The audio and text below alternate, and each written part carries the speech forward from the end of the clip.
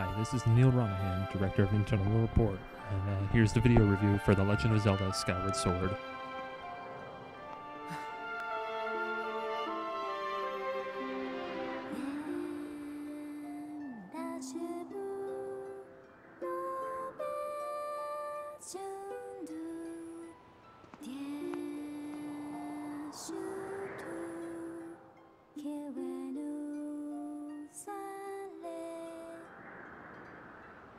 I've always seen the 3D Zelda games as following a clear progression, or at least attempting to. The triumph of those games is that they improve the formula over time, whether it's the leap in combat, with Ocarina being quite basic, Wind Waker adding parrying, and Twilight Princess adding even more layers, or the streamlining of gameplay, such as the command melody in Wind Waker, and then going into the Dominion Rod in Twilight Princess.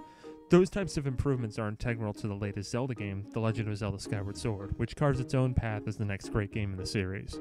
However, not only is Skyward Sword the next great Zelda game, it is also the ultimate proof of concept for why motion control should exist. Simply put, Wii Motion Plus adds a whole lot to the experience that, at first glance, seems superfluous. The sword combat early on can be rough, since it requires you to be much more aware of the direction and swing of the Wii Remote/sword, but the game is designed to ease you in. It gives you time to learn the mechanics and rules, clearly laying them out to you at a fine pace. Eventually, you'll be mowing down enemies at a nice clip without taking hits.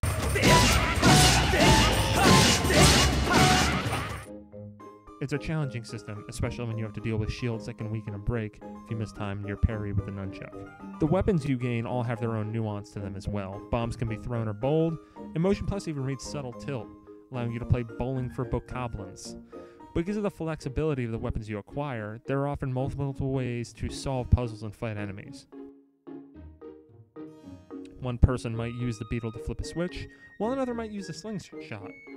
You can use a sword to slice Deku Babas, toss a bomb at them so they eat it and explode, or fly the beetle at one of them to cut its stem. If you love a weapon, chances are you can upgrade it using the new forging mechanic. That's totally optional, as you don't have to upgrade a single weapon throughout the story, but the upgrades are meaningful, adding new functionality to your items.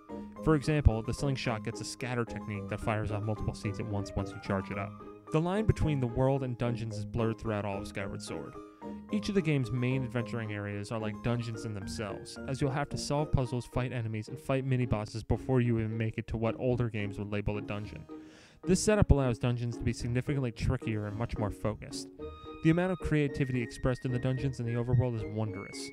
It falters at times, especially as you revisit multiple areas multiple times and complete numerous fetch quests that sometimes feel like padding, but the game holds up very well over a 35+ hour experience. The bosses, for one of the first times in the series, don't seem to slavishly follow the typical 3 hits to kill pattern. With the exception of a few duds, the bosses are an excellent mix of spectacle and challenge. Some highlights include a battle with a giant sea monster on a pirate ship, and a high-flying battle against a parasite-infested flying whale. The final series of bosses are suitably epic as well. The bosses are quite challenging, but if you get stuck, don't fret. Nintendo's use of the Super Guide in Skyward Sword is nothing short of masterful. Basically, you have access to a multi-layered FAQ in the game. Your Navi-esque character, Fi, or Fi, gives you vague hints initially.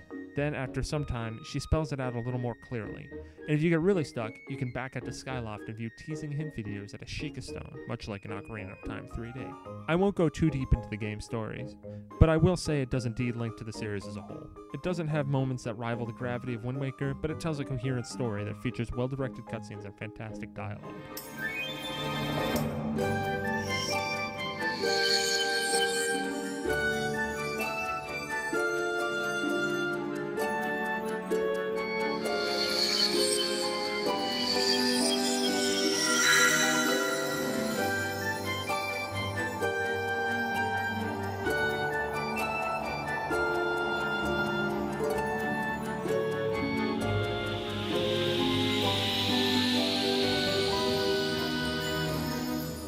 The localization team at the Treehouse outdid themselves, as there are quite a few sly series and pop culture references.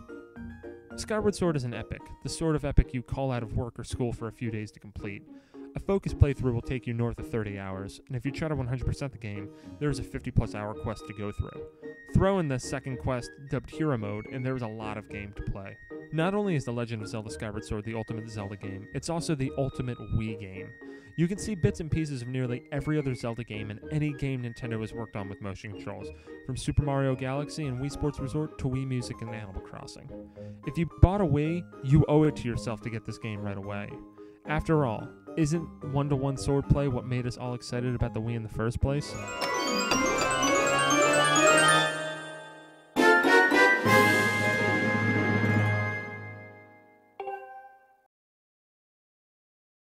You can check out more of our videos at our YouTube channel.